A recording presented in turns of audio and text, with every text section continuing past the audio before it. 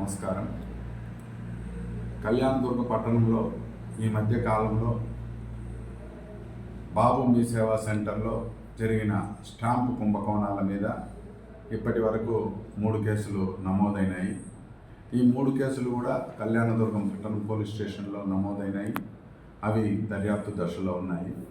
ఈ దర్యాప్తులో భాగంగా తెలియరావటం ఏమనగా 2022వ సంవత్సరం నుంచి బాబు మీ సేవా సెంటర్లో ఈ స్టాంపులు విక్రయాలు జరుగుతున్నాయి.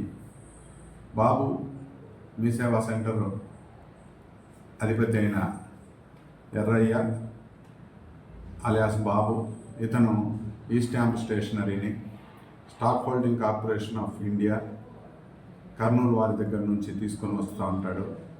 తీసుకొని వచ్చి ఇక్కడ విక్రయాలు జరుపుతూ ఉంటాడు. ఈ విక్రయాల సందర్భంగా ఎవరైనా బ్యాంకుల్లో హైపోతికేట్ చేయాలన్నా, మరి ఇతర అవసరాలకైనా కావాలని కొనుగోలు చేస్తే వారు గవర్నమెంట్కు స్టాంప్ డ్యూటీ కింద 0.5% కట్టవలసి ఉంటుంది. అది కట్టి వారు స్టాంపు కొనుగోలు చేయవలసి ఉంటుంది. ఈ క్రమంలో ఇప్పటి వరకు బాబు మీ సేవా సెంటర్ వారు సుమారుగా 15,800 దాకా ఈ స్టాంపులు డ్రా చేసినారు. వాటి క్రయ విక్రయాలు కూడా జరిగినాయి. ఈ మధ్యకాలంలో జరిగిన అవకతవకల్లో భాగంగా అతను సుమారుగా ఎస్ఆర్సి దాని యొక్క అనుబంధ సంస్థలో వారు 400 చిల్లర దాకా ఈ స్టాంపులు అతని దగ్గర కొనుగోలు చేసినట్టు, ఆ స్టాంపులకు గాను ఈ స్టాంప్ డ్యూటీ కింద ఆ సంస్థలు 32 లక్షల రూపాయల దాకా కట్టినట్లుగాను, అందులో సుమారు 6,52,000 మాత్రమే ఈ స్టాంపు డ్యూటీ కింద కట్టి మిగతా 25 లక్షల దాకా ప్రభుత్వానికి ఎగవేసినట్లుగా దర్యాప్తులో తేలింది.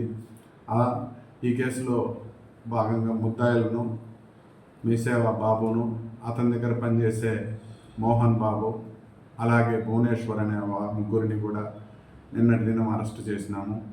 అరెస్టు సమయంలో వారు నేరాన్ని ఒప్పుకోవటం జరిగింది.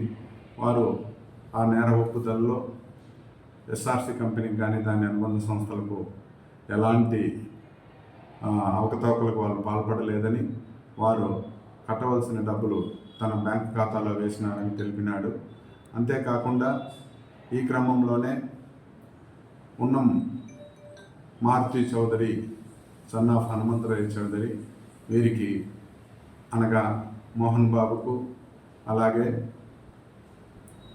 మీ సేవా బాబుకు అప్పుడప్పుడు ఫోన్లు చేసి వారి దగ్గర నుంచి వారిని లోపరుచుకొని వారి దగ్గర నుంచి ఈ స్టాంపు పేపర్లను కూడా తీసుకోవడం జరిగిందని తెలిపినారు. మోహన్ బాబుకు ఆశ చూపించి అతని ద్వారా సుమారు 10 అవకతవకలు జరిగిన ఈ స్టాంప్ పేపర్లను తీసుకున్నారని, అందులో 4 ఎస్ఆర్సి కంపెనీ అని తెలియజేసినాడు.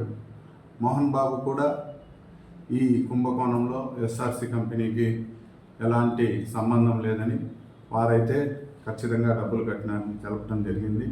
వారి ముగ్గురిని అరెస్టు చేసి రిమాండ్కు పంపడం జరిగింది. కూడా దీంట్లో ముద్దాయి కట్టా భార్గవి, ఆమెను ఇంకా అరెస్టు చేయలేదు. ఇంకా కేసు దర్యాప్తు దశలో ఉంది. ఈ కేసులో ఇంకా సుమారుగా 15,000 ఈ స్టాంపు పేపర్లను ఈ 4 సంవత్సరాల కాలంలో మీ సేవా బాబు అమ్మటం జరిగింది. దాన్ని నిగుదేలాల్సిన అవసరం ఉంది. కాబట్టి ఎవరైనా బాధితులు ఉంటే వారు స్వతహాగా స్టాక్ హోల్డింగ్ వెబ్సైట్లోకి వెళ్ళి తాము పర్చేస్ చేసిన ఈ స్టాంపు ఒరిజినల్లా కాదా తెలుసుకొని, ఒకవేళ అది ఫేక్దైతే కళ్యాణదుర్గం పోలీస్ స్టేషన్కి వచ్చి ఫిర్యాదు చేయవలసిందిగా కోరుతున్నాం.